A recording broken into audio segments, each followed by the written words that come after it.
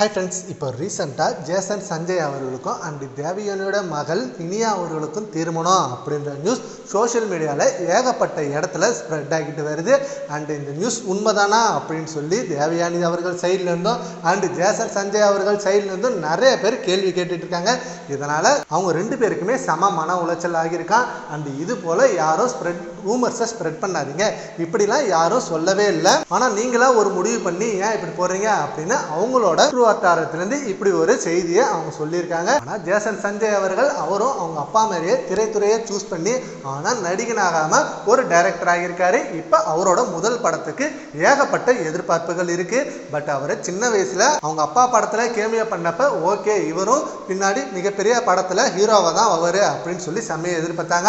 ஆனா அவரு இல்லை, எனக்கு நடிப்புல இன்ட்ரெஸ்ட் இல்லை, நான் சூஸ் பண்றது எல்லாமே டைரக்ஷன் தான், அதுக்கேற்ற மாதிரி நான் படிச்சிருக்கேன், 2-3 ஷார்ட் ஃபிலிம் எடுத்தேன், அந்த ஷார்ட் ஃபிலிம் எல்லாமே எல்லாருக்குமே நல்லா பிடிச்சிருந்தது, நல்ல ரெஸ்பான்ஸ் கிடைச்சிது. அந்த ஷார்ட் ஃபிலிம் காமிச்சு நிறைய ப்ரொடக்ஷன் சைடில் என்னோட முதல் பெரிய படத்துக்கு ரெடி பண்ண, அதே போல் லைக்கா சைடில் கிடைச்சிது. அது எனக்கு ரொம்ப ஹாப்பியாக இருந்தது. அண்ட் அவங்க எனக்கு ஃபுல் ஃப்ரீடம் கொடுத்தாங்க. நீங்கள் பட்ஜெட்டை பற்றி யோசிக்க வேணாம், உங்களுக்கு பிடிச்ச மாதிரி நீங்கள் படத்தை எடுங்க, உங்கள் கதை சூப்பராக இருக்குது, ஸ்கிரிப்ட் வேற லெவலாக இருக்குது அப்படின்னு சொன்னாங்க.